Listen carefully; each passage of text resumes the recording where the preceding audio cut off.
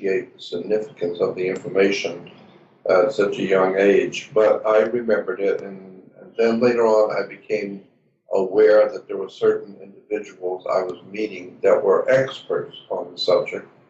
And so we became very close friends, and I began listening a lot closer to the details of how the world really works. And that's what I would say starting off, is the fact that I'm not an authority on any of it. I'm just an ordinary man who's been privileged to be in the company of extraordinarily brilliant people for many, many years on so many different subjects. And so in that particular subject, I've met about 5 people that, well, more than that, but 5 major people that were the real bottom line authorities from which everybody else has learned.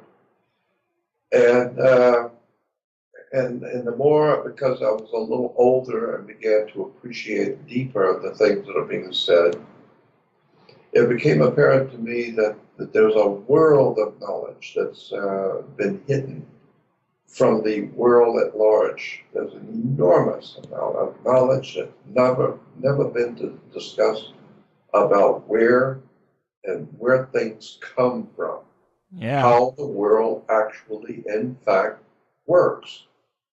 And the only thing I would tell you at 74 years old, been looking at this stuff for 53, 54 years now, the one thing I would tell you off the bat is nothing in this world works the way you think it does. Nothing. Nothing. Nothing is what you think it is. And I used to hear, adults when I was a little kid saying, "Oh yeah, the whole world's smoke and mirrors and smoke and mirrors." And I heard that, and the world is not what you think it is. It's smoke and mirrors. What I often wonder, what are you talking about? It's all smoke and mirrors. You walk out in front of a bus and it'll run you over. That's not smoke or mirrors. That's real.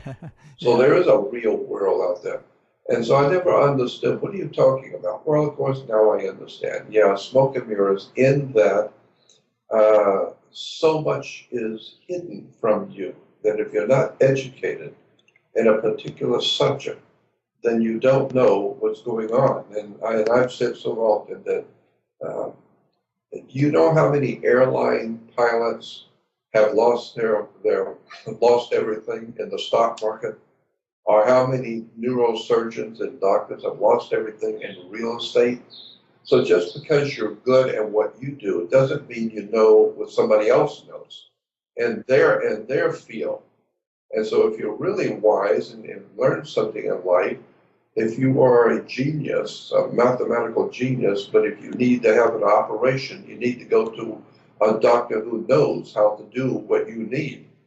And so you need to understand, just because you think you're smart, don't bet on it. The really bright and powerful people in this world pay large sums of money to other people who they know are far smarter than they are. The Donald Trumps have people around them that know law and know real estate and know the laws far better than they do. And that's why they're paid large salaries to sit next to the boss and tell him what he can and can't do.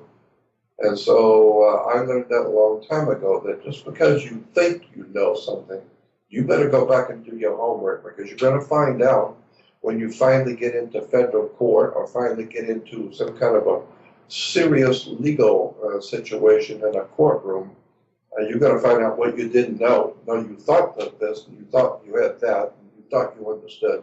Now you find out, no, the legal words means that you lose or you're going to jail because you thought you understood. The words that you use in a court are not the same. They don't mean the same on the street. And that's why you have to have a lawyer speak for you, because you don't understand court language. And God knows a lot of people have heard me say this, and I'm saying it again. Why do you have to go to court to start with?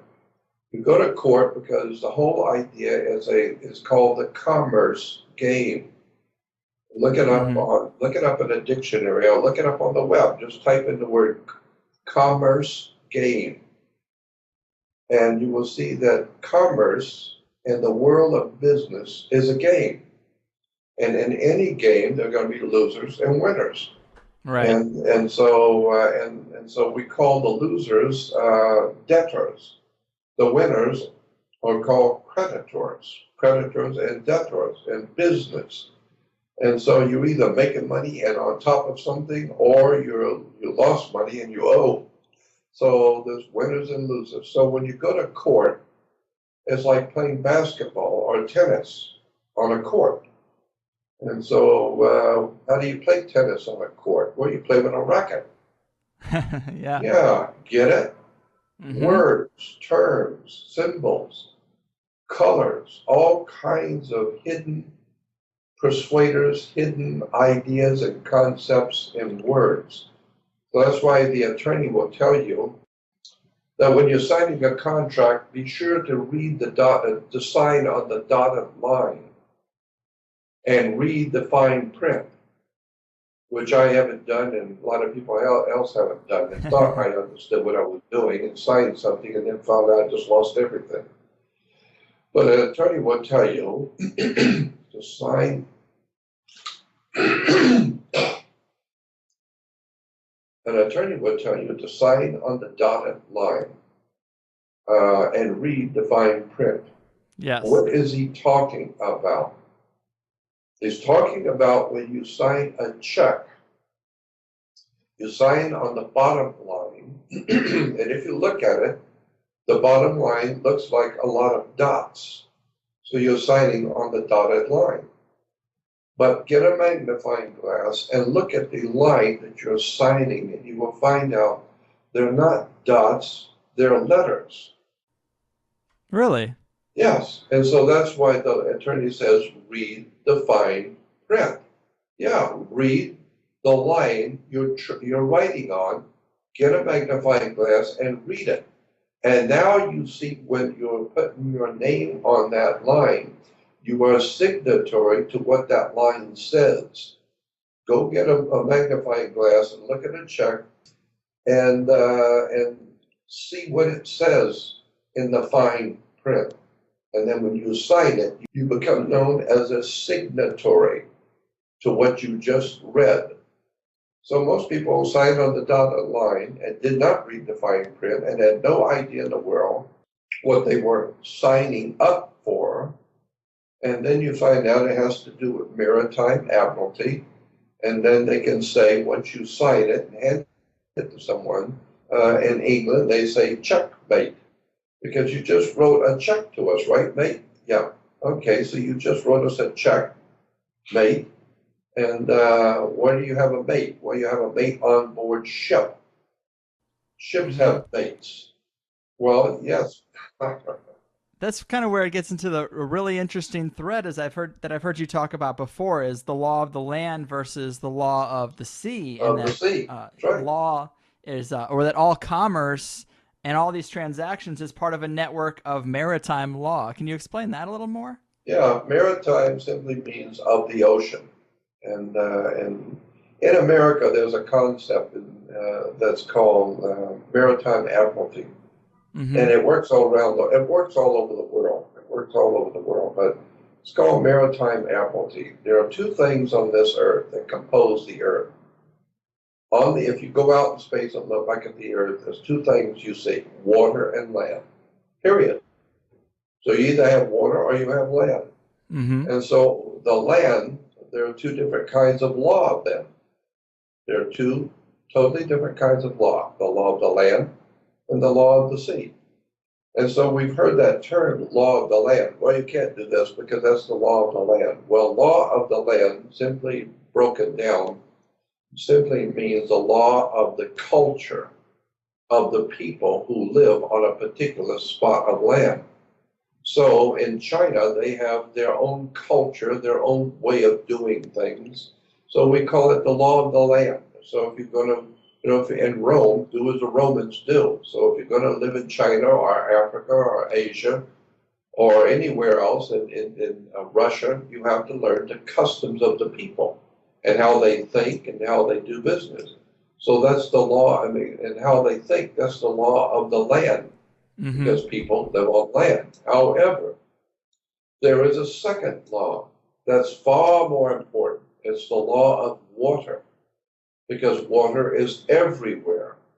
And so the law of water is referred to as maritime admiralty commerce. It's Mm-hmm. business. Business is banking. So banks operate under the law of water. So that's why money goes through your hands like water. No, money is water. It's the Yeah. cash flow, Liquid asset. liquid asset. Yeah. And so once you begin to perceive the hidden implications of words and terms that we use every day and never for a moment question, why do we use these terms? Well, anytime you're dealing in commerce or business, money, look up the word commerce in a law dictionary. The word commerce, most people think means business. Well, yes, that's one interpretation. But the very first understanding of commerce in a law dictionary is sex. Sex is referred to in law as commerce. Look it up in the law dictionary. Interesting. Yeah. So that's why. So that's why if you when I see you with some young woman that I know, I say to you, you know, this girl you're with is very bad company. She's bad company, and you say, mind your own business. We're going to get married, and she's going to be my partner, business, company. We're talking about a business here. That's right. And what I'm doing is none of your business. So, mind your own business. She's Mm. my partner. And this gets into how it affects the individuals because we hear about when you're born, you there's a public you and a private you. This gets That's into that right. same thread, right? How does this stuff affect the individual? Well, and so that's true. So when you're born, the first thing that the hospital does is that they take and roll some ink on the bottom of the baby's foot, and take an imprint, an imprint or a photocopy or whatever you want to call it, of the baby's foot, of Mm-hmm. both feet. Why? It's because that's where your soul is. They now own your soul. Ah. Yeah, it's the sole of your foot. And so they now, by law, have registered your soul. They own you. And this is before you even put your foot on land, because once a human's foot touches land, once you start to walk, you are now referred to in international law as a man on the land. You are now a human creature that is endowed with certain privileges and rights given to you by the Creator. But until you put your foot on land, you have no standing in law. So therefore you have to be represented by a lawyer who has passed the bar, and he has standing. His feet are on the ground. So it's a very interesting, but I guess the word is arcane or occult. Occult simply means hidden. Right. Look it up in a dictionary. Nothing evil about it. It means hidden. And so much of real wisdom and knowledge, de jure, legitimate wisdom, knowledge, and understanding, has been hidden. Just as your parents have obviously hidden a lot of stuff from you when you were a child. You don't need to know about their private life. You don't Mm. need to know about your father's business when you're 6 years old.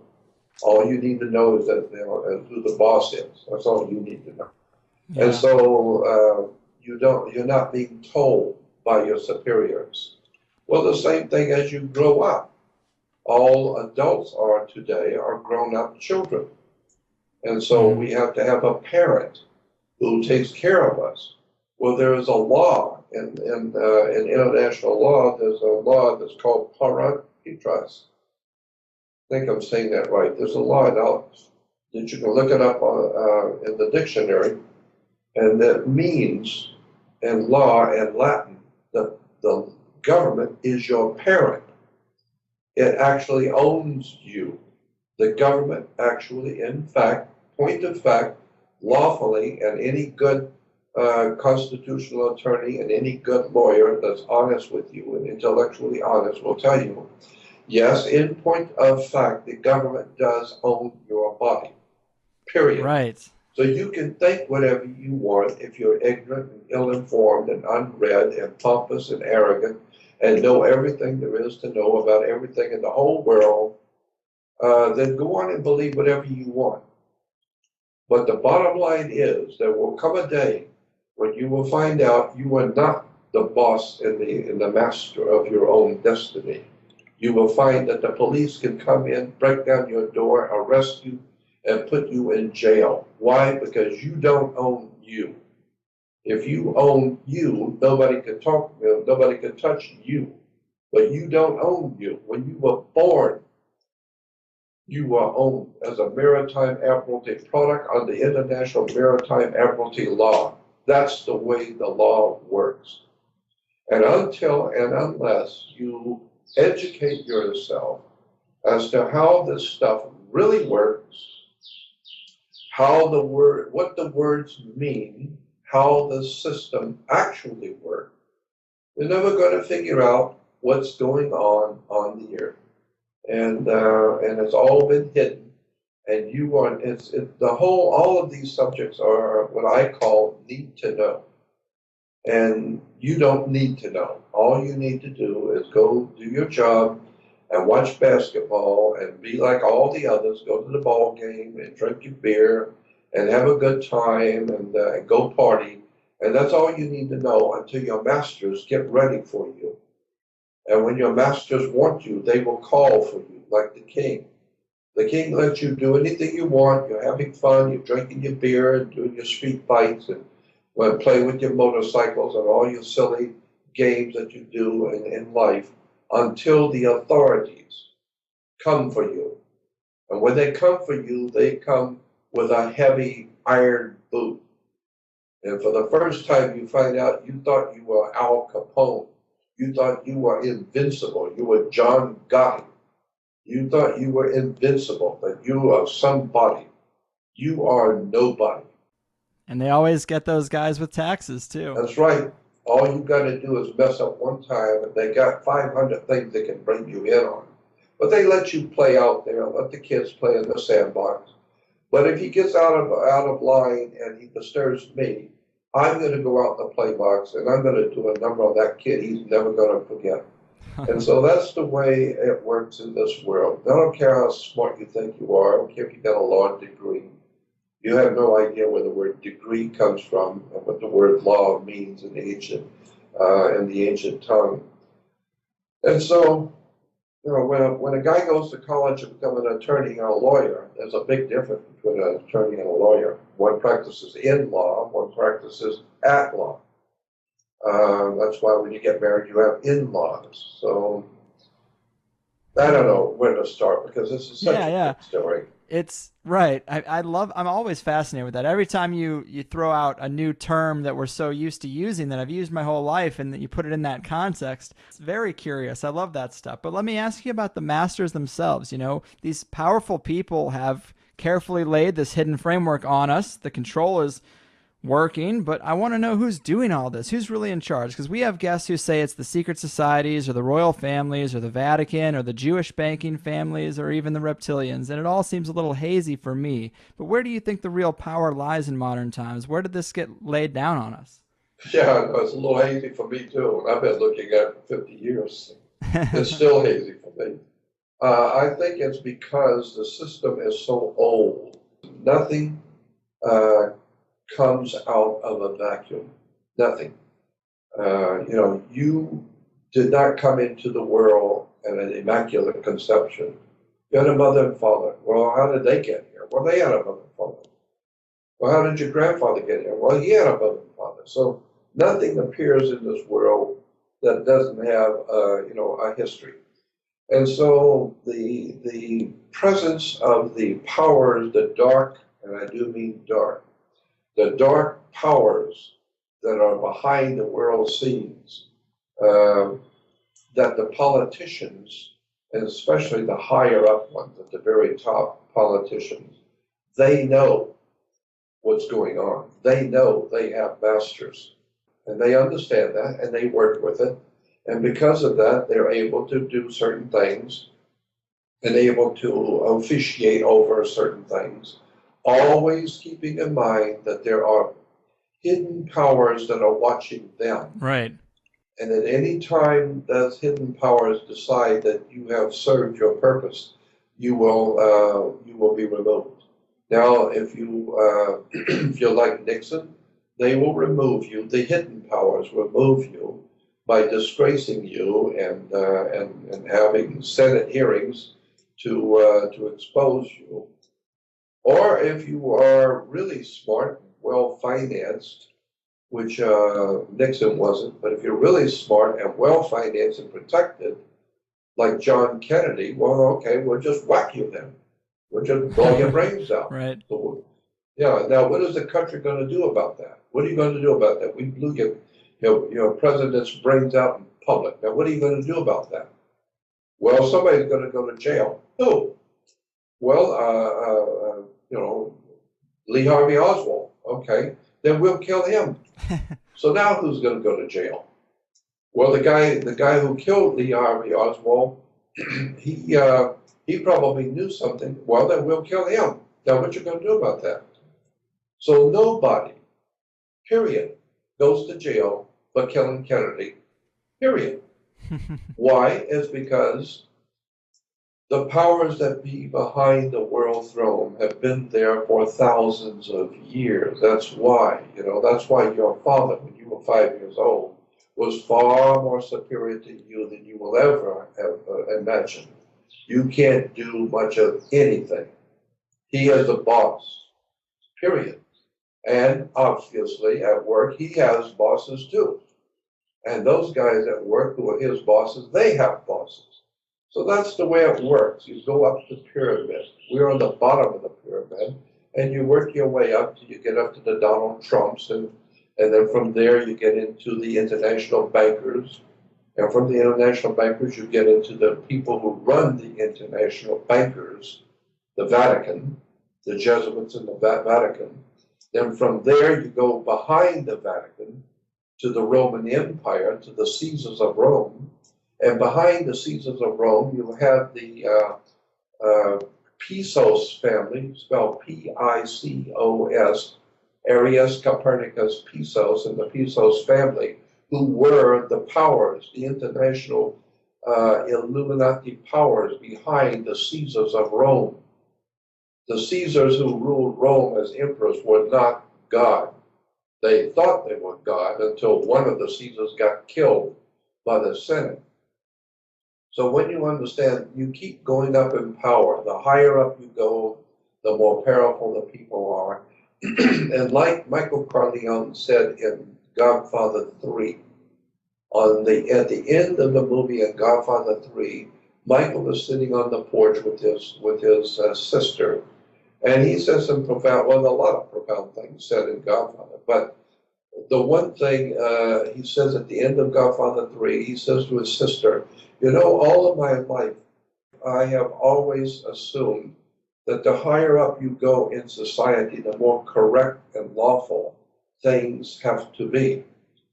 Now I look back on my life and I realize it's just the opposite. Mm. Meaning, the higher up you go in this world, the more criminal it is. Yeah. Until you get to the top of the heap, and there you find the real criminals. These people do not rob, with a gun and take $50 from you. No, they rob nations. They take the gold from South Africa. They take the diamonds. They take the oil from the Middle East. It's, lust is lust. I mean, you're looking at the girl's butt while they're looking at the bauxite mines in South Africa. So, it's the same thing. Mm-hmm. Very powerful men have very powerful taste. And while you want that new car, they want Alaska. Right. Yeah. So, Yeah. so it's human going all the way up the ladder to the worst humans on the earth, period. Well, Now, I personally, it's just my opinion, but I personally believe at the top of the world, if you go up to the top of the pyramid, to the very tip of the top, the most powerful on the earth are not human. yeah. I believe they are extraterrestrial, meaning they're not from here. They may look like humans. They may, if you ever met one, which you won't. I could go into a lot of stories about that. My wife, when I met her in 1967 and got married in 67, that's a lifetime ago. Mm-hmm. She was working as a secretary for a mafia don in Los Angeles. And I met him. She was his secretary. But she was just an ordinary secretary, working for a very powerful man. But she knew who he was, and I learned when I got married who he was. But he and I used to sit and chit chat and talk and go out to breakfast and lunch because he liked me, because he liked talking with me, and I liked him because he was very generous and kind and courteous to me and to my wife. And so we had a very, very nice relationship. But I know who he is, and he knows I know who he is. And but he would tell me things about about mafia and La Cosa Nostra and the international crime syndicates, of which he was a major player. And he would tell me, he would say, Jordan, look at the real people who run this world, you and the world at large will never, in all of your life, you will never, ever hear their names, see their faces, or know anything about them, period. Ever. Not the government, not the president, not the, I don't care who, not the FBI, nobody. Right. The guys who run this planet are in places you don't even know exist, and they call the shots. And you better believe the people who run this planet are powerful and out of sight. So don't even worry about trying to figure it out, because you ain't never going to figure this out. And so I realized, yeah, he's right, because everybody has a boss, and that boss has a boss, and how high up does it go? Well, I am of the opinion, and I'm an old man, I've been looking at it for 54 years, I'm of the opinion that if you keep having bosses over bosses over bosses, eventually you're going to get back to God. Well, yeah. Eventually you're going to get back to the divine presence, the spiritual dark powers of the air, like the Bible speaks of. And all of the ancient religions and all the religions of the world today acknowledge that there are unseen powers around us. Christians call them demons, devils, and spirits and ghosts, and Jews call them, Rephiim, and all kinds of words in the Hebrew. And in the Islamic world, they're called jinns and or genies. I don't care what you call them. Whatever it is not of this world, but they are here, and they see you. You don't see them, and they let you think that you're in power. But they will deal with you anytime they please. So you mess up spiritually, and they will bring you down big time, because you don't know who they are.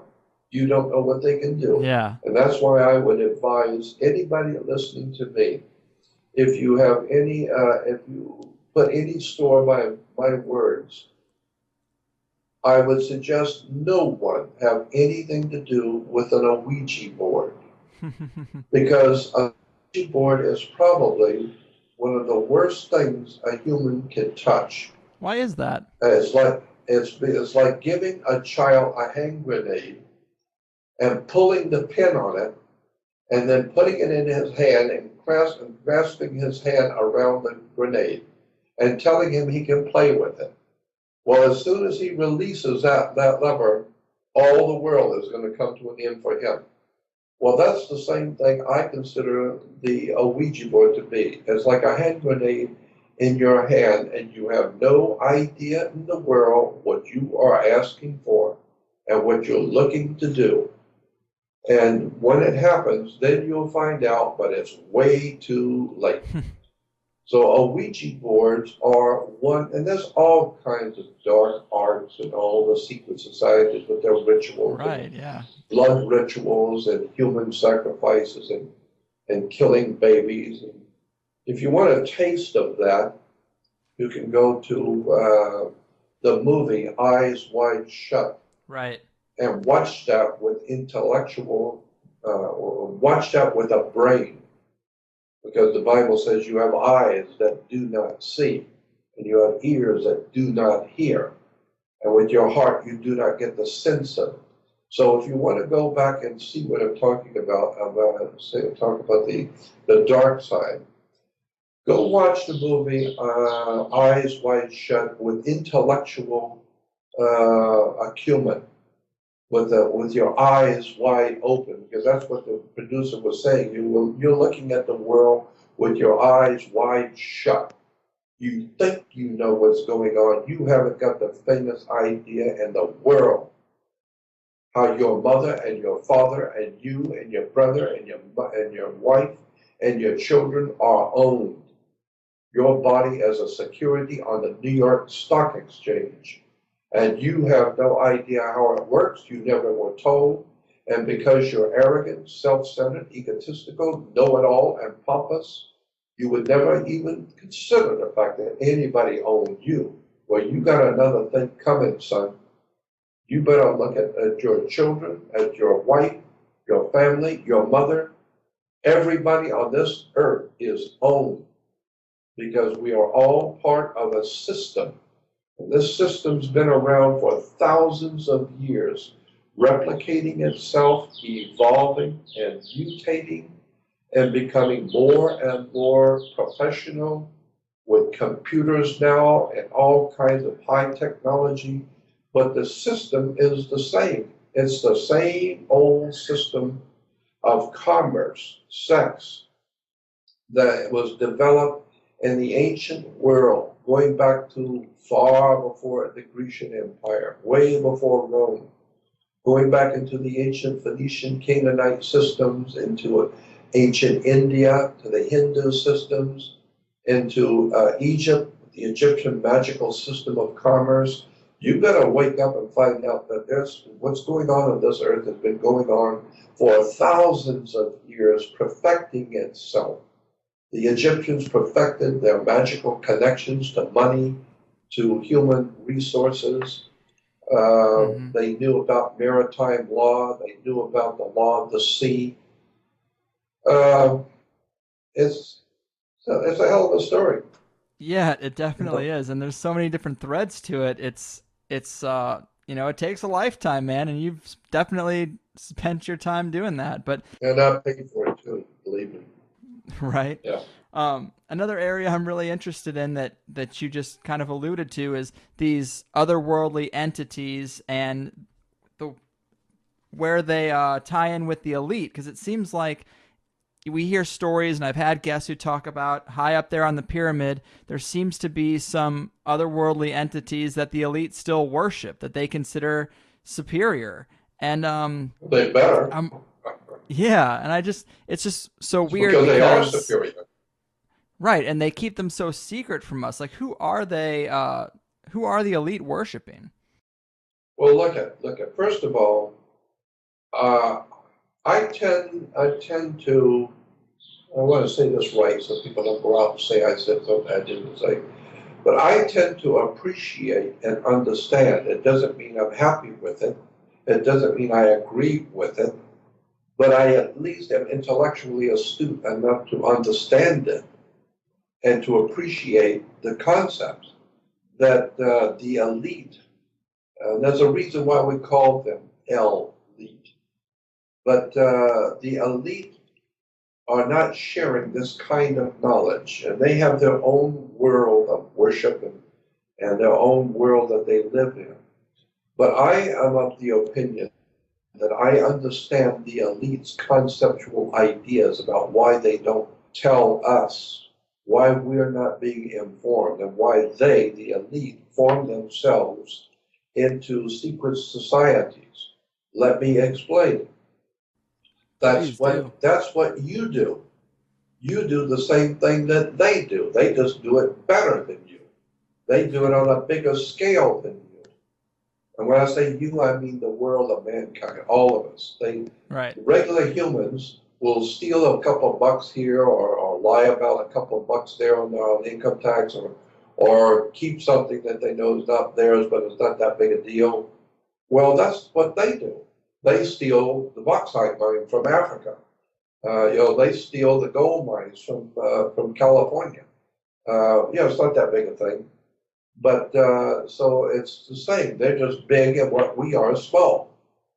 And so when you understand how the elite think, I understand it. I'm not happy with it, but I understand it. They, the elite, look at us, the people, and see, in fact, what we are. And they treat us accordingly, like you.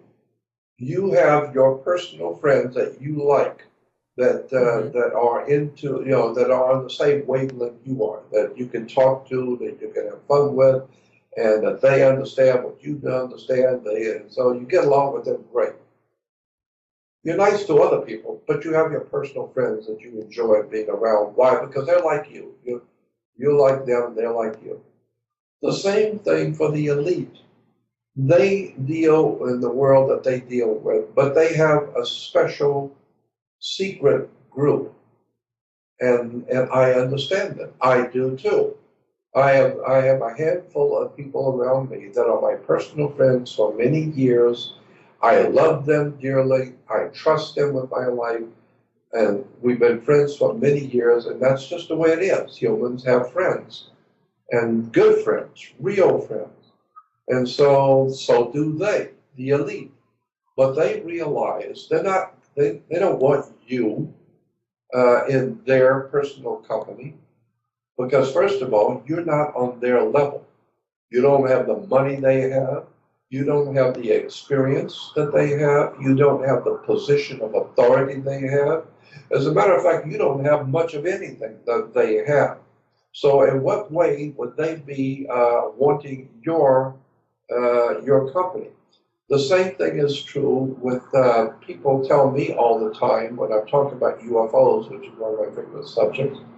But people will say to me, if there are aliens here, why don't they come down and show themselves and talk to us, and explain to us so that we would understand?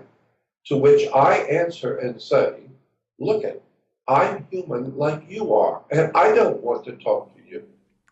I don't even like being in your company myself, and I'm human like you are. I wouldn't give you the time of day either.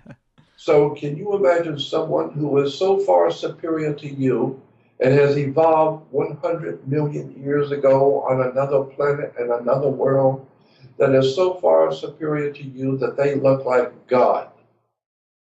Why would they want to come down? When was the last time you sat down on a sidewalk in your city and tried to discuss Einstein's theory of relativity to an ant colony? Why would you make yourself look like a fool trying to talk to ants? Well, why would alien life forms who are millions of years in our future, probably far, far smarter than we are, because they came here, we didn't go there. They found us in this God incredible, huge universe. They found us, we didn't find them. We got our little Mickey Mouse dishes out there looking for Donald Duck and Mickey Mouse. While these entities have come from millions of light years away, they are far superior to you. They have no intentions of talking to you. They may eat you, but they're not interested in conversing with you. Well, the same thing is true for the elite in this world who are running the planet. They don't have time to be in your company to enlighten you. And the most important reason why is because they know You're too stupid. You're too ill-informed, unread, self-centered, egotistical, self-aggrandizing, ignorant, and you have no respect whatsoever for power, for knowledge, for wisdom. You're just good for your baseball games and your beer drinking and your parties, and you're worrying about your taxes and paying your bills and arguing with your wife and slapping your kids. And so why would higher intelligent people in this world have anything to do with you? They view us as useless eaters, which actually, in point of fact, begins to look like the case. We just keep reproducing ourselves on the earth by the millions, and those millions have millions of more babies, and more babies have more babies, until one day you've got 7.5 billion people which are going to replicate themselves and reproduce themselves into 14 billion people. Right. That 14 billion people will replicate and reproduce themselves into 28 billion people. And the best part about it is that the 28 billions of people will look at the world that they live in just like it's always been here. We've always had 7-Eleven stores. We've always had grocery markets. We've always had a new car dealership. This is the way the world has always been for 1,400,000 years. Is we've always had the grocery stores and supermarkets and Sears and fresh water and baby diapers. We've always had that for at least 500,000 years. We've always had this, and it will always be the same. Well, I got news for you, son. You better wake up and find out America has not always been here. Right. Over 250 years ago, there was no United States of America. Yeah. There was no freedom. And I got news for you. What you thought you had, it's gone. You are not free. We're not living in the land of the free and the home of the brave. Like Dick Rivers says, you ain't free or brave. You are owned. You don't think so? Go out and try it. So the point I'm making, that's why you have to have a permit to do this. You got to have a permit to mow your lawn. You got to have a license to do this. You got to have a license to do that. You got to check with the county board of commissioners if you're going to do this. You got to check with the Secretary of State if you're going to do that. You are in a system, and that system has come down to us from thousands of years ago. Our monetary system. You know, when you're writing on a piece of paper an amount of money, you always put in front of the amount, you put a little, what's the word I'm looking for? A little icon, which symbolizes money, right? And it looks like an S with a line through it, an I through it. And sometimes it's got two I's through the S. You understand what I'm talking about? Right, right. Okay. Well, originally, it was not two lines. Originally, if you go back to the reference books and look it up like I do, you will find that it was not two lines, it was one line. Okay. And so you have an S with one line through it. The line is the letter I. And the S stands for, it's I-S, is. That's what is. I-S. I-S stands for insurance script, like scripture, something you write. So I is insurance and S is script.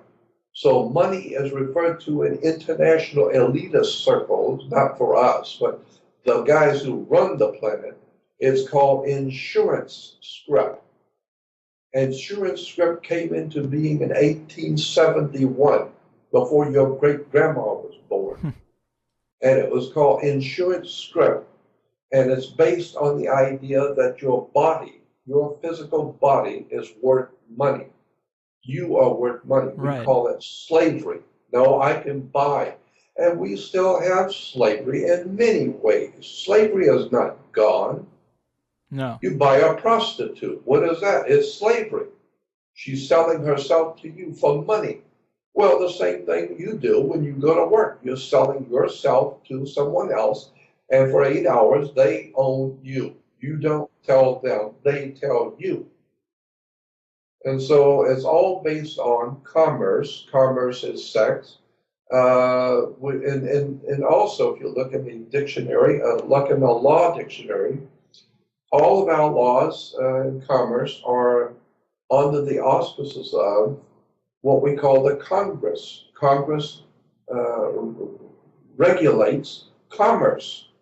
The word Congress, which regulates commerce. Commerce is sex. Congress means, in a law dictionary, sex. Mm-hmm. Look it up in a law dictionary, look up the word Congress. And that's why you have to have an act of Congress. It's a sexual act. Ah. And so, yeah, and so it all has to do with water, maritime amplity, because you are 72% water. And so since you are you're a water, pure water product, and you are a biological battery. You have an electrical system in your body. I don't know if you understand that or not, Mm-hmm. but Yeah. your heart is beating because of an electrical impulse. Your muscles move, your legs and your arms, and you live because of electricity. Right. Leads, elect. You get elected with electricity. So follow my thinking. So you are a biological battery. So when you go into court, that's why you have a fence and a gate in a court. People go to court never ever suspecting that the reason why they're sitting on this side of the fence, and when you're called, you get up and walk through the gate. Now you're in hot water. And somebody's going to have to bail you out. So if you can't make bail, then they're going to put you in a battery. It's called a cell. So they're going to put you in a cell because you're a maritime amplity water product, and they're going to put you as an electrical unit. They're going to put you in a cell. That's what we call batteries. Right. And so all of this has to do with an arcane, occult, hidden world of knowledge, which most people on the earth don't even begin to understand the word occult, much less the implications of it. So I'm saying that when you go to a bank, why do you have to put money into a bank? And where does the word money come from? Well, all of this sounds like, sounds like trivia pursuit. Well, you think it's trivia? Wait till they bring your butt into a federal courtroom. True. Wait till you are summoned by the federal government and get a letter from the Department of Justice that you are being indicted under federal law. And you'll see how trivial this information and knowledge is. Well, the first time you wake up and find out, son, you're not living in a trivial world. There are people who own you, and they're allowing you to have fun and do your beer drinking and go to ball games as long as you remember who the boss is. And so my kind of knowledge is not trivia. It's deadly. Because once you understand how this world works and where it all came from and what the words really mean and how this world system actually works, then you're going to see this not trivia. This is deadly.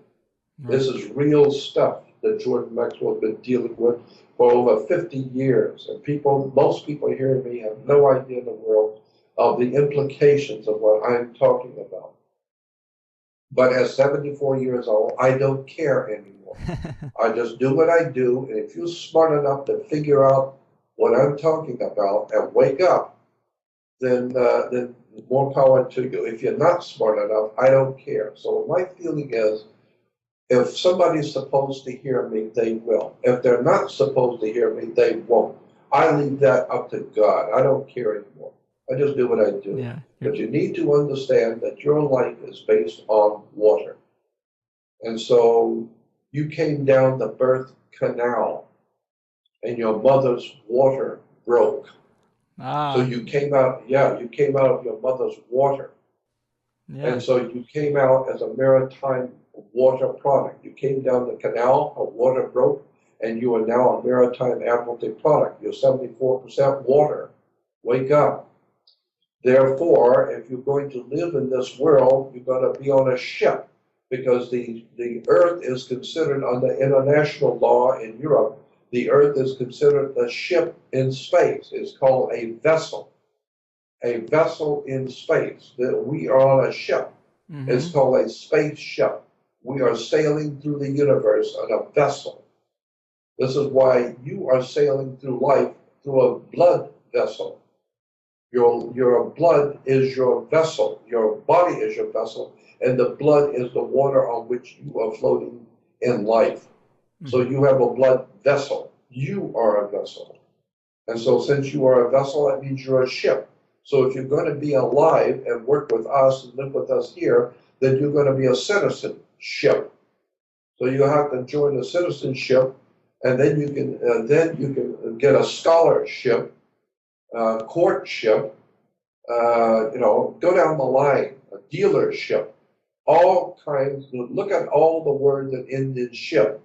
I mean, I had a whole about 30 or 40 of them. Right. Companionship, scholarship, marksmanship. There's all kinds of ships. Why? Because the whole world works on water. Period. Right. Including your bank. Where do you find a bank? You go to a bank and you're signing on the dotted line that you didn't read the fine print. Well, where do you find water? Where do you find a bank? You go to a bank. How many people go to a bank and have no idea where the word bank comes from? First of all, the bank is on both sides of a river. It's called a river bank. What does a river bank do? It directs the flow of the currency. Yeah, because your money is liquid asset. It's a current, ebb and flow. It takes some in, puts some out. It comes in, goes out. But once you understand that you are a product, a human developed product, your mother, first of all, your father, man, M-A-N, manufactured you. And your mother was in a delivery room. She delivered the product. Yeah. Wow. And so she's in a delivery room and she's in labor. Wow. She's building you. She's in labor delivering the product that your father manufactured. Get it? Yeah, man. And so once you see that, and then you will become a maritime admiralty product, money goes through your hands like water. And in order to be a good Christian, you have to be baptized, which means you have to go back into the lake or into the pool and go back into your mother's water. Go back into Mother Earth, Mother Nature. The earth is your mother. So you go back to your mother's water to be born again. Get it? Yeah. So when you begin to see how religion works, how the churches work, what is a synagogue? Where do mosques come from? Who are the Islamic peoples? Why do we call it Arabic? What do these words mean? All I'm telling you is the entire world you live under, you don't understand nothing. Right. And in terms of us being products, you mentioned this earlier, that each person is traded on the New York Stock Exchange. That's right. How literal is that? And who's trading us? International banks who own you, the corporation that owns you. That's a whole story in itself. Just go on the web. Just go on the web to U.S. Just type in this. U.S. is a corporation. That's all. Very simple. Right. Go on the web. U.S. is a corporation. Read it all, and then go on YouTube and type in the same thing. U.S. is a corporation, and listen to the next 500 hours of lectures explaining it. It's maybe 1,000 hours. Right. Of all kinds of experts around the world explaining maritime admiralty, corporations, how the governments work, how banks work, where do we get the word money from? It comes from money comes from the Roman goddess Juno, like Juneau, Alaska. With Juno in Rome, there was a goddess named Juno Moneta. And Juno Moneta had a temple on something called Capitoline Hill. Capitoline Hill in Rome was the seat of power for Caesar.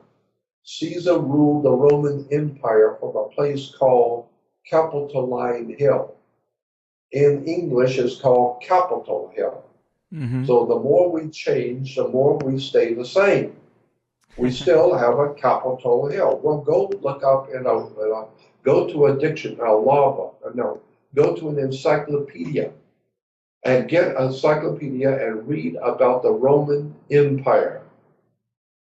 And it will tell you that Caesar ruled Rome from Capitol Hill, and that it was said in Latin in Rome, every morning Caesar, quote, would go up on the hill, end quote. Well, that's what we still say today. Well, up on the hill today, what are you talking about, up on the hill? That is a word taken from the Latin for the realm of Caesar on Capitol Hill, Capitoline Hill. So we are a Roman Vatican Jesuit operation. We call it the United States. As a Vatican, Jesuit Vatican operation. But happily, the Jews don't know that. They think they run everything. Happily, the Muslims don't know that. They think they run everything. Happily, the white folks, the white Americans, they think they run everything. No, actually, your masters who own you is the Vatican and the Jesuit and what we call the Knights Templars, or the International Order of High Finance, out of Europe and Asia. We're talking about secret societies that have been around for thousands of years and perfected itself under the Roman Empire, under Caesar, and eventually perfected itself after the fall of the Roman Empire. It mutated into what we call the Vatican, and today the Vatican gives us what we call canon law, which is the basis for maritime admiralty law, which is the basis for insurance companies and the Federal Reserve. You need to wake up and find out what's really going on here, son. Yeah, man, I love this stuff, and the material is so dense and so vast, but we're getting pretty deep into the show. I wanted to ask you a little bit more about the elite themselves. There's a lot of speculation about what they're up to today. I mean, we talked about they might be dealing with extraterrestrials, they might be dealing with otherworldly entities that they worship, but we also hear that they have a lot of secret technologies, that they might be years beyond us, and they're doing all kinds of strange things, maybe teleportation and colonizing Mars. Are you privy to any of that information, or have you had people come? Yes, I am. Yes, I have been in the company of astronauts, scientists, physicists. I belong to organizations. I belong to some very prestigious organizations because they like me and I like them, and they allow me to be a member and to listen to them and hear them, what they're doing. I'm not privy, so you don't have to worry about assassinating or killing. I'm not privy to any of the real dark stuff, and neither is anybody else. But I am privy to know a lot of very powerful people in government and science and astronauts, as I said, and I sit and talk with them, and I've heard them for years. I used to sit for hours listening to scientists talk about things that nobody's ever heard. So, yeah, I understand basically what's going on, but I also understand and got it down that you talk about some of this stuff and they will whack you. Right. You could get, first of all, they'll throw you in jail. If that doesn't work, they'll just kill you. And I understand why. But anyway, in answer to your question, yes. The technology, understand this. The best technology that we have today, the best of the best that we have today is technology that the government had many years ago and doesn't use it anymore. But it costs the government money. They had to pay the scientists and provide them with the equipment and laboratories and all that. And that cost an enormous amount of money. to finance the scientific community around the world to develop high technology. So therefore, the governments, and especially the international banks that finance the governments, they are putting up the money for science to do its job. They're building the observatories and the laboratories and financing all the stuff for the scientists of the world. They want their money back. It would be nice if they can make their money back. So they do. They do. When the information that is developed by these scientists from around the world and all this high technology, that's what the government wanted. That's what they're paying for. That's what the bankers wanted. But now that they've got that information, newer technology is coming out, better technology. We had Mickey Mouse IBM stuff back in the World War II, but today's computers don't even can hold a candle to for what they used to have. And so today, the top technology we are given today in the stores today is technology that the government doesn't need anymore. It's junk. So they give it to us, and we think, wow, we're on the cutting edge. You are on the cutting edge. But your masters don't need this crap. They've got stuff you have no idea in the world they've got. The wrong end of the cutting edge. That's it. So the president of Skunk Works, when he retired, this is out there on the web, and it's been, a lot of people know this. The head of Lockheed Skunk Works, when he retired, I think his last name was Kelly. I'm trying to remember exactly. But he said in his retirement speech, "We have already taken E.T. home." Period. Yeah, I've heard that. So what does that mean? Well, E.T. came from out there, and E.T. wanted to go home. Well, we've already gone there. We just didn't tell you. And so, well, how did you do it? We didn't see any rockets. No. You use rockets. We put those big boosters out there for you to see. So that impresses children. They all get their American flags and run out there, all these alcoholics and beer drinkers, and they all go out there and watch the big rocket take off and blow out millions and millions of tons of highly toxic fumes that's killing the planet. But it looks very impressive to all the beer drinkers and all the party goers and all the goofballs and ill-informed, unread Americans. They think it's very impressive. So they watch the rocket go up. No, we've got technology, son, that you don't even begin to understand.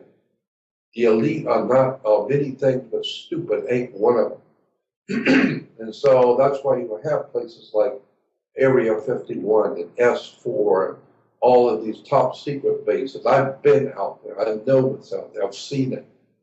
And so I know what's going on in this world. And believe me, it's frightening because you have no idea in the world how technically advanced some people on this planet really are. And I'm just saying people. I don't know who they are because they've got technology that they look to me like gods. They can do stuff that you cannot even believe. Are there any examples of that technology you can safely give? Yeah. As a matter of fact, Gordon Cooper, the astronaut, the national hero, Gordon Cooper. Mm-hmm. You know what I'm talking about? Absolutely, yeah. I've got a private conversation that he was involved in, and he was being interviewed for a television show, but on the TV show, he was only on for about 3 or 4 or 5 minutes at the most of an hour show.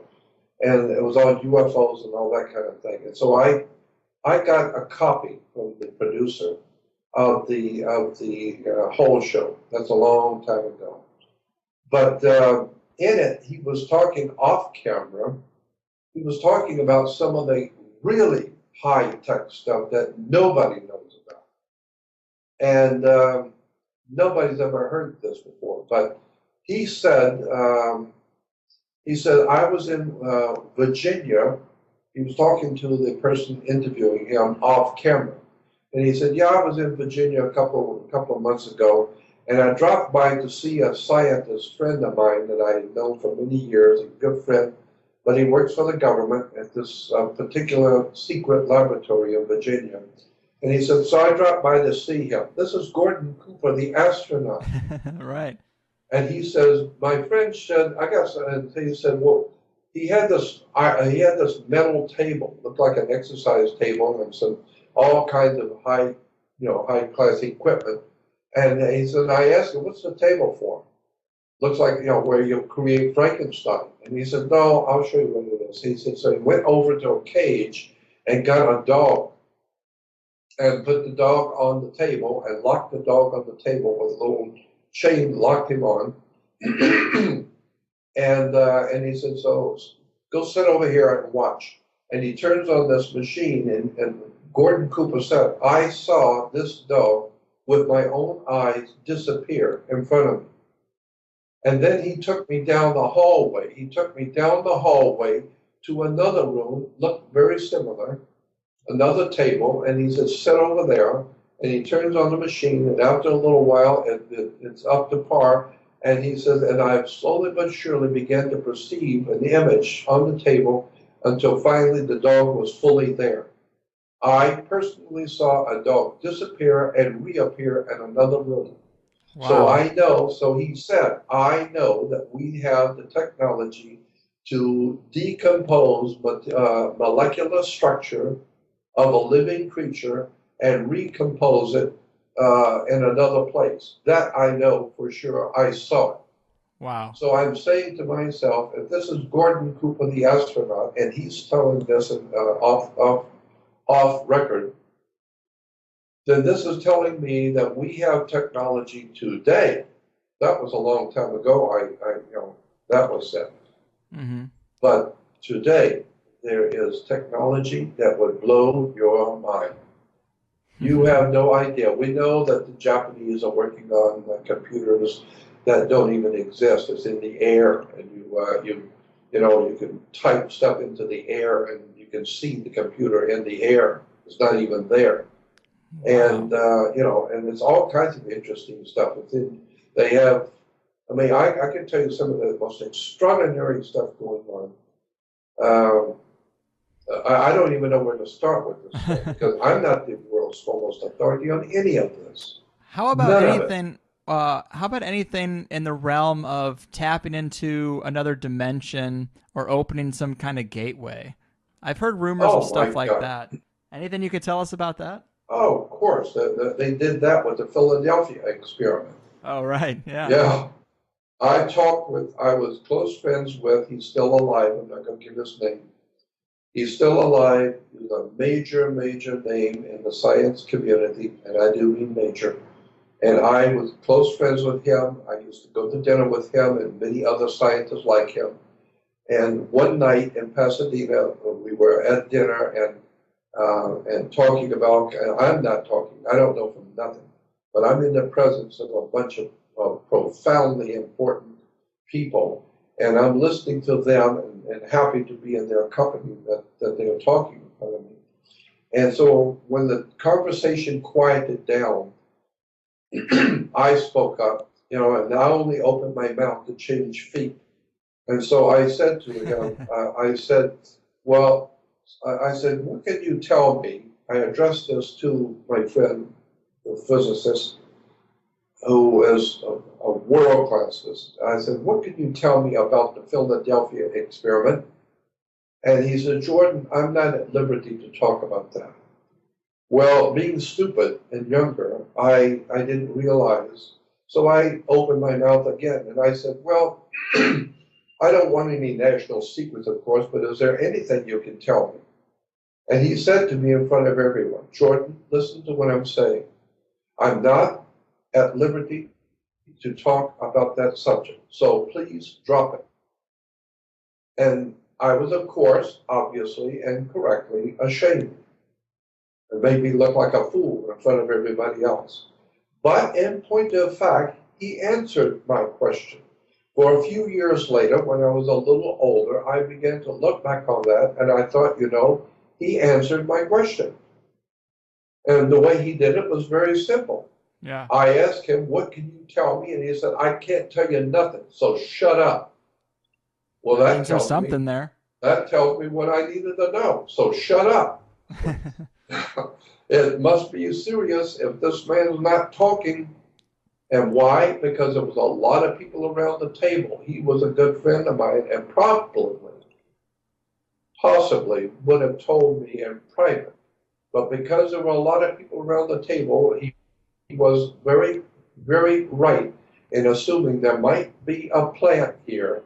Maybe somebody is here that's monitoring what I say.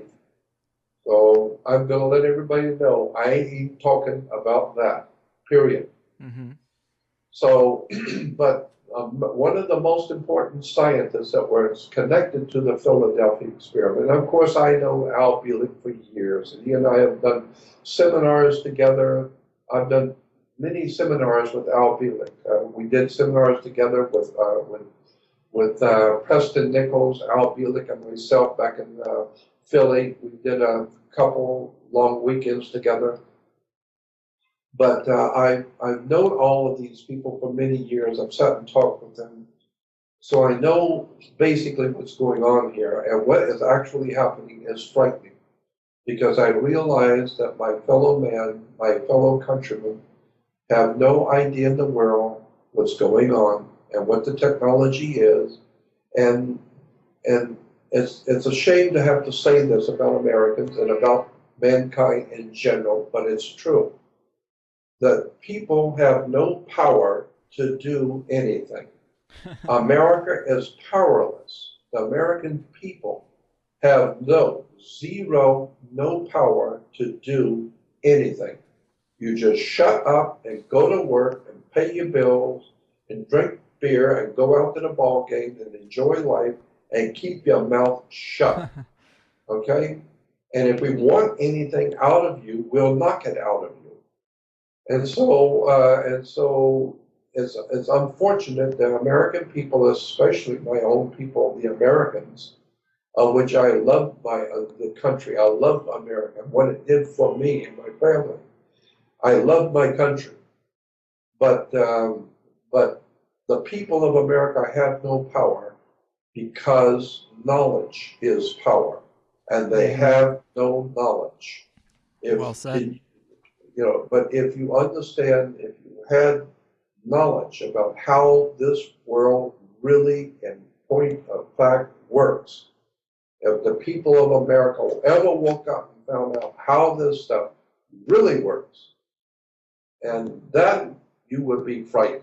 Then you would see why I am so depressed and frightened, because I know things you don't know. And so it's quite a story. Incidentally, that's why you have to get a license when you get married. Same reason why you have to license when you are going to be an attorney, a lawyer, or do anything. You've got to get a license, because a license is a permit to do something, which without that permit would be unlawful. So it's unlawful for you to pick a woman and live with her. It's not lawful. Right. So therefore you have to have a license. Why? Because what you don't know is your body. We'll go back to that for a moment. Your body is a corporation. Right. That's why when you die, you are a corpse. Because you're a corporation. Your body is a company. And that's why I said, your girlfriend's body. I say she's bad company. And you say, mind your own business. Oh, you're doing business with her? Yeah, she's going to be my partner. Oh, really? What kind of business are you doing with her? Monkey business? What kind of business are you doing? Well, if you're doing business, you might produce a product. Get it? Yeah. Right. Full circle. Yeah, full circle. And now, therefore, if your body is a corporation and she is a corporation, then that means two businesses, of which it ain't none of my business, but two businesses are getting together to do business. Well, remember, like the mafia says, there's nothing personal, it's just business. So if your business with her don't seem to work out, You're not going to God, you're going to court and bring your money and your house and your car and everything else you own because it's just business, nothing personal. She Wow. was a corporation, and you are a corporation. And for two corporations like General Motors and Ford Motor Company getting together to create a new product, that's fine. You can do that, but you better talk to the lawyers first. You better get your legal team at General Motors to look at what you're going to do with Ford, and Ford better look at their legal team and look at the laws and the federal laws and international monetary laws to see what you're going to do is going to be legal with the powers that be. Yeah. Get it? So Yep. that's why you have to have a license because you're getting ready to do some business. Wow. Man, you And make it seem so simple, but yeah, it's obviously been so hidden, but you make it seem so clear. And well, it is clear once you study it for 50 years. yeah. Well, hey, man, this has been great. We're getting kind of close to the end of this interview. Obviously, I had a ton of stuff I wanted to ask you about the elite and about the world, but let's take some time to talk about your personal life and what's going on with you because you have so many fans and there's a lot of confusion about what's happening with you and your court cases. And I told you we'd take some time to clear the air. Is there anything you'd like to tell the people about what's going on with you? Well, you know, it's just amazing to me. People are able to do things to me because I'm an old man, 74 years old. I can't see very well anymore. Don't hear very well either. But being an old man, younger people can do things to me because I'm an older man. And they get away with it. While if I try and tell someone what's happening to me, I sound like an old man crying in his beer. Hmm. And so I hesitate to tell the world what's actually happening to me because I know I get emails from people saying, "Why don't you just dry up? You're always talking about you're telling us about your private life. We don't care about your private life. Just go on and talk to us and tell us all this information that you're giving to us for free. So it doesn't cost us anything. We'll sit and listen to Jordan for hours and learn all kinds of wisdom and knowledge. Well, we don't want to hear about your private life. We don't care if you're dying, if your mother died. We don't care one way or the other. And if somebody ripped you off and stole everything from you, who cares? Just talk to us about your work." Oh, And so I've had so many emails, and you go on blogs, all the different blogs. That's why I pulled off the comments on my Jordan Maxwell show. I pulled off the blogs and the comments because mm-hmm. most of the comments were saying things like that. We don't care about your private life. We don't care what's going on with you. Mm. Just talk to us about your work. We want to be entertained. Oh, that's super sad, but I think that's got to be the minority of people. I think a lot of people really do respect you and do really love your work and really and they do care about your well-being, man. I think that the majority of people, they do care about you. I believe. Well, I know, and I know you're right. I know that, but it hurts my feelings. It hurts my heart Of to course. see people writing me on my own website saying things like they did. The one that finally took the straw, and I just have my people take the comments off completely. Somebody wrote me and said, "Why don't you get a coffin somewhere and go die? Oh my God. Why don't you just get a coffin? All that silly crap you talk about, all that law stuff is bull crap. It's all a bunch of baloney. Why don't you just go get a coffin and go die?" And That's so I just thought, people. That's people projecting their own frustrations because we just talked about for an hour and a half how stuck people are, and I think that they're just projecting that onto you. And I know it can sting, man. I know it can. I get messages like that too. You get 1,000 good ones and one bad one. You remember the bad one. that's exactly right. The good men dies with them. The bad lives on forever. It's Yeah. not right. So, but what's happened to me is that I've been torturously interfered with. I had a webmaster, young man, 28 years old, ponytail, considering himself to be a brilliant orator and a brilliant intellectual. He's just a kid, 28-year-old, and but he's got delusions of grandeur. But he came to meet me one day and said, "Oh my God, I just love what you're doing, Jordan. I just think you're the best," and et cetera, et cetera. And I was sleeping on the floor in an airbag in one dirty room in Tarzana, California. Got nothing, own nothing, have nothing.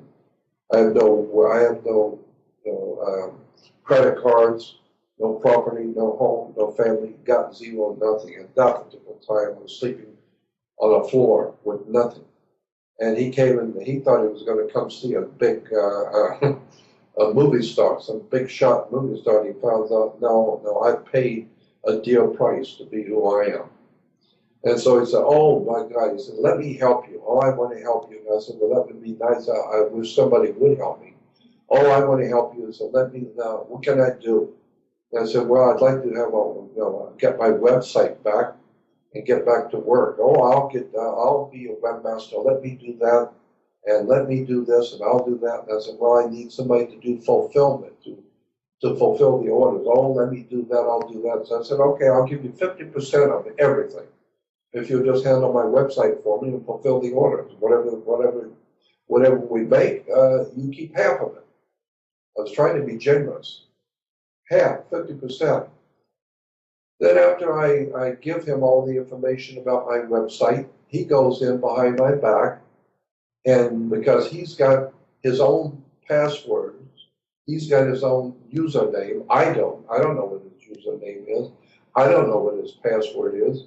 So I give him my website. He goes in and he now controls my website because he's my webmaster. But what I don't know is that he changed the password so it's no longer my password. He changed the username so it's no longer my username. Now I'm locked out.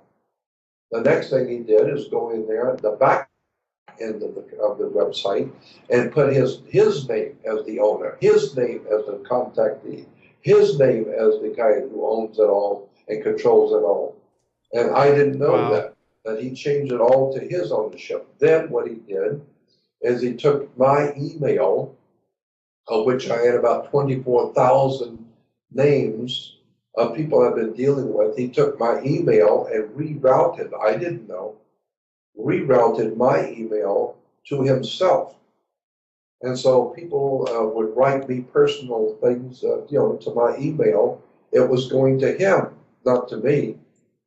And then I found out he took my money. And then I found out from a friend of mine who did the checking for me that all of my products, my videos, my books, and everything I've done, everything I've worked to produce, he sent affidavits to Washington, D.C.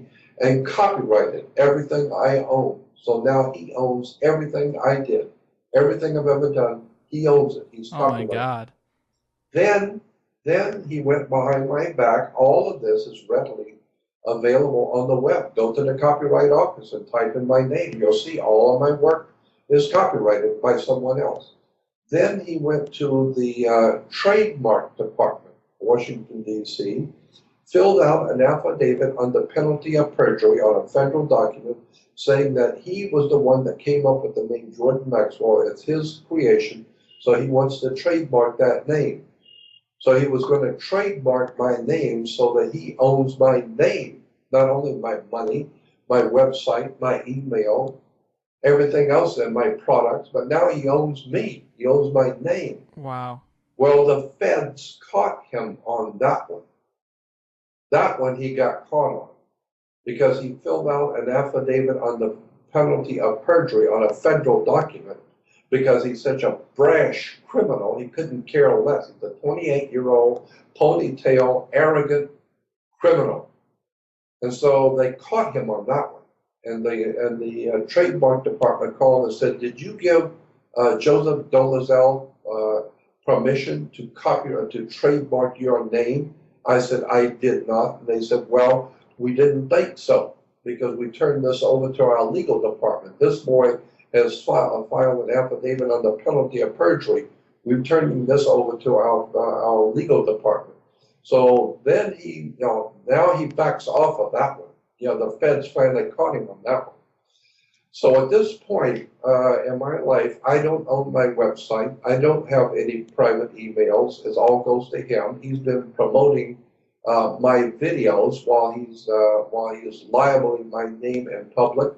And so people know this is jordanmaxwell.com, right? All the things that are for sale on jordanmaxwell.com, all the donations that are being solicited on jordanmaxwell.com, that does not go to you, correct? No, at all. For 4 years, I've never seen a nickel. I don't own it. I have nothing to do with it. And he sends out emails asking for donations, saying, "Hi, this is Jordan Maxwell. I really appreciate everything you do, and I need some financial support."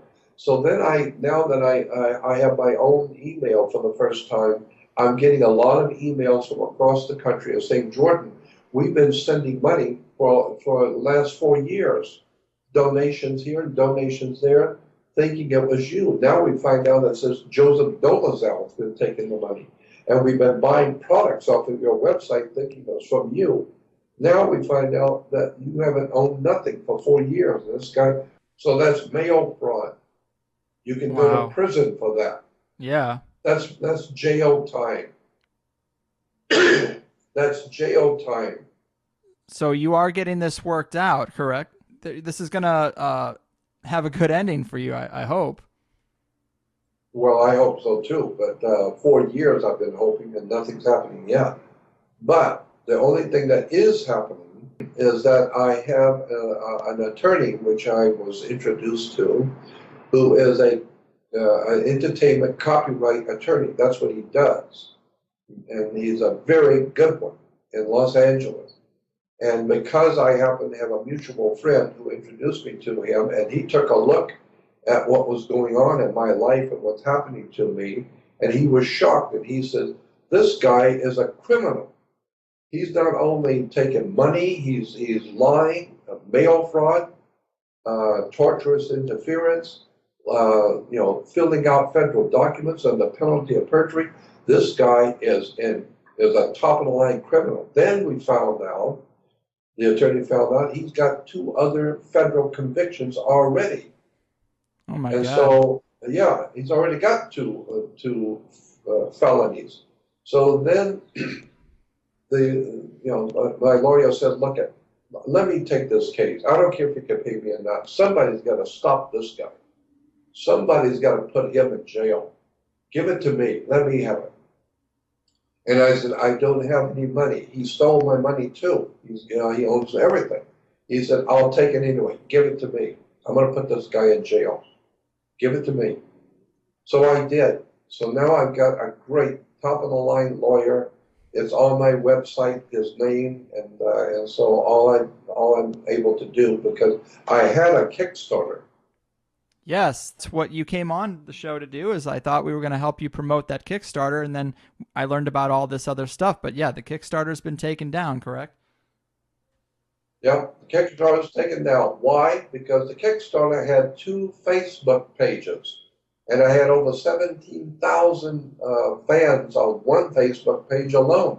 Well, this guy, Joseph Dolezal, contacted Facebook and said, "I own Jordan Maxwell, period. So take it down now." So my 2 Facebook pages were taken down. Then I had 3 versions of a YouTube promo video for the Kickstarter. He contacted YouTube and take them down. I had 1 promo video on the Kickstarter from Vimeo, Vimeo promo. They took that down. I had a Twitter account for the Kickstarter. He contacted Twitter and they took that down. Now I'm told that he's in the process of getting the Kickstarter taken down immediately, because he wants to destroy my work and he wants to own it all, period. And so my attorney said, "Well then, look it, just drop the Kickstarter because he's going to take it down. It's going to come down. But the one thing he cannot touch, and he's tried to over and over, and it don't work, is the only presence I have on the web is called Jordan Maxwell Show. It's a podcast. But the reason he can't touch that is because I don't own it. When we first did the first podcast, I knew this thug criminal is going to come after this radio show and take it down. So I signed it over and gave the rights to someone else. So that other person owns my radio show. Therefore, he cannot say that that it's mine and he can take it down. No, it belongs to someone else, and he's really going to have to fight in court to do that. So he can't take it down. So what I'm doing is I'm just putting, because I took the Kickstarter down because it's going to come down anyway, and just put a donate button on my website and say, if you want to help Jordan Maxwell, then just donate, because the Kickstarter is not going to work. Okay, and just so people know, you do not go to jordanmaxwell.com. You go to it's jordanmaxwellshow.com. That's it, exactly. jordanmaxwell.com does not belong to me for 4 years. All the products that have been sold, all the donations going in, all the private emails going to jordanmaxwell.com goes to a ponytail criminal who's going to jail. God, what a fucking disaster. Yeah, it's an incredible disaster. But I didn't know. I'm an old man. I got some young guy comes in and says, I want to help you. And I needed help, so I accepted him as a friend and turned around and found out, no, he came in as a criminal. That's why it's not shocking that he would do the things he's doing, because he was already a criminal. I didn't know that. Right. It's very suspicious, too. It's very suspicious why someone like that would find someone who specifically deals with this type of research at such a high level. It's very suspicious that this kind of character would find his way to you. That's what I'm thinking. I'm thinking the same thing, and that's what my attorney said. He said, this looks awful dark. This very well might be something more than what you think it is, but I'm going to get rid of it. I'm going to get rid of it. Give me this case. We've got him on fraud. We've got him on misrepresentation, wire fraud. We've got him on 6 different cases of wire fraud, accepting donations in your name, misrepresentation of material facts. We've got him with torturous interference. We've got him on this, got him on that. This guy is going to jail. And he said, so give it to me, I'll do it. So, but I have to pay the attorney. He's already putting a lot of money out of his own pocket, and I appreciate it, but I do want to pay my attorney. And if I can make enough to pay him, I would also like to continue the radio show. But that costs money. And see, the people who have been working on my jordanmaxwellshow.com, they're free podcasts.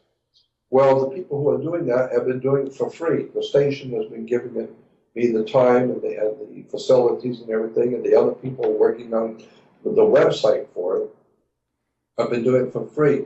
But the station has come to the point where they said we can no longer do it for free. And I'm ashamed to ask the people to continue to work on the website for free. So I have to pay them make some sort of a stab at making some sort of a payment to the station and to the people so I can continue to do the podcast. But all of that costs money. But the first, I need to get rid of this criminal out of my life. And he's not the only one. It's his brother and his father. All 3 of them are criminals because they own a company called Momentum Development, and they have taken everything from me and taken it all. So I've got a good attorney now. I've got a good lawyer, top-of-line guy, and he's going after him. But I got to pay him, and I don't have anything. I live from one day to the next with a friend of mine. I have nothing. So that's why I put that, they put that button on Jordan Maxwell Show. But stay away from jordanmaxwell.com and buy nothing from there, because none of it for 4 years has gone to me. None of it. God, what a sad and shocking story. It's so frustrating, especially for someone like me. But after all the work that you have done, a whole lifetime of work, a lifetime you cannot get back, some fucking kid is just screwing with you, man. And it's such a disservice that you've helped so many people, you've given knowledge to so many individuals, that one guy, it only takes one asshole to really screw that up and to affect you in a really personal way. And it's a damn shame. And I'm embarrassed to be a human being with someone like that, man. It's such a shame, because I am such a fan of your work. Well, I know, I feel the same way, but his brother His brother is what's his name? Jacob, Jakub, Jacob, because they're from the Czech Republic, and so his brother's name is Jacob. His name is Joseph, Josef, Joseph Dolezal, and that's on the web. You can just go like I said, to the trademark department and to the copyright department and go on the web. It's my lawsuit's out there. It's on the Court of Records. It's all out there on the web. Okay, so I don't need to censor anything you've said in the past 10, 15 minutes? Say it again? I said, so I don't need to censor anything you've said in the past 15 minutes or so. It's all out there? Okay, because sometimes with court cases, you never know. Yeah, no, it's all out there. It's all out in the public. Okay. But, so anyway, his brother, Jacob, calls me on the phone a couple of years ago and says, Jordan, you need to come over here. We need to talk to you. That means his father, his brother, and they want to talk to me. So I go over to the house and he says, look we got a new deal for you, old man. The new deal is this. Jacob says, I'm going to be your new manager, and I'm going to be your agent.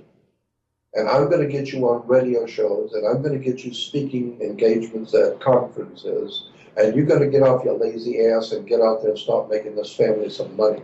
So get off your lazy ass, old man. We own you.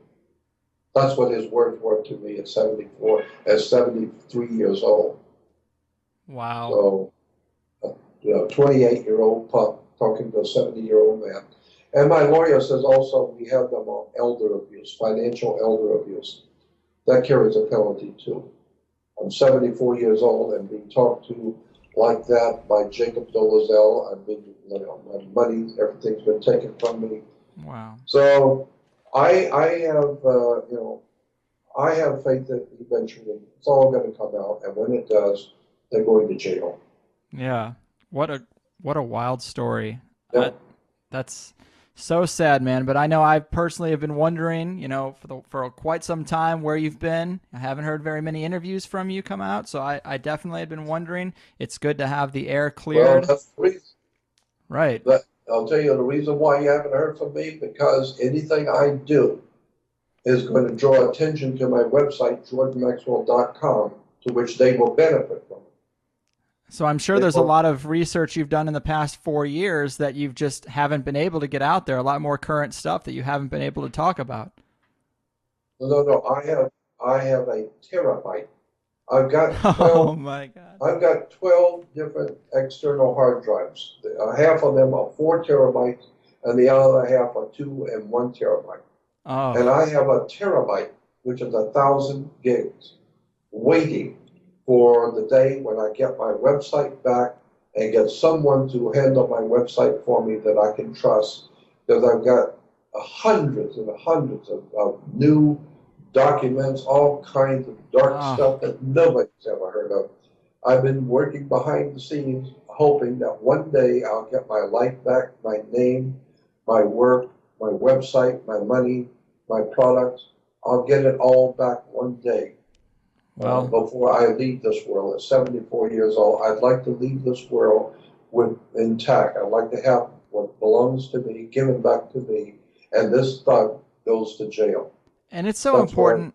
It's so important for the conspiracy community to hear that, and to, we sit and we listen a lot. We do a lot of listening in this educational circle jerk. It's what I've been calling it. But there are times for action on a massive scale and on a small scale, and this is one of them. Jordan is not a young man, and he's got mountains of information he'd love to give to you, but, he's being raked over the coals. And this is a time to try to help somebody out who has helped you out for decades. So I would like to see the conspiracy community come together for just this purpose, to give back to somebody who's given a lot to us, and hopefully, I don't know what exactly people can do to further things along, but at least just support the man and support this situation, and let's get it resolved, and let's get to that new information while Jordan's still around to give it to us. Yeah, and there's a lot of stuff out there, about me, all kinds of stories and lies and half-truths and innuendos about me. I've been maligned by so many people out there. People who dream up stuff about me. They have no idea who I am, never met me, but they say things about me. And then other people pick that up and say, oh, really? Okay. And then they put it out there. And before you know it, somebody else picks up on it. And before you know it, all over the world, there's all kinds of lies, distortions about me, and I sleep on the floor with nothing. And so people who actually know me, come to visit me and see me, they know who I am. They know what's happened. But the world at large is only given so much to understand. And there's so much out there that is derogatory and lying and deception. And I know why, because he told me. Joseph Dolezal said, I'm going to ruin your name out there. You think you're going to walk away from me and you're going to do this, you're going to do that, old man. You ain't doing nothing. I'm going to disgrace your name. I'll dream up anything I want, put it out there, because I'm from the Czech Republic and I don't give a damn about your American laws. I don't care about your laws. The money. Wow. You're going to make me money.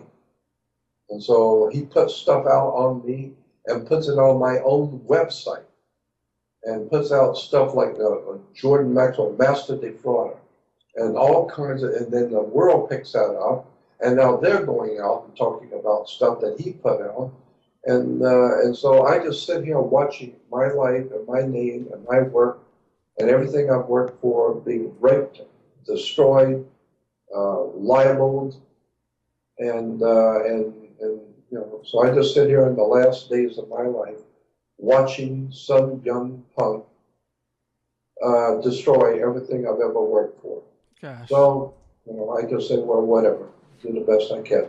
Well, you are a living legend, and you definitely have my respect. And I don't have a lot of resources, but I've told you off the air, if there's ever anything I can do or in any way I can be helpful, or if you ever want to come on the show and address anything that's going on and you don't have really a way to get out on the internet or whatever I can do, I'll always be willing to help you out, man.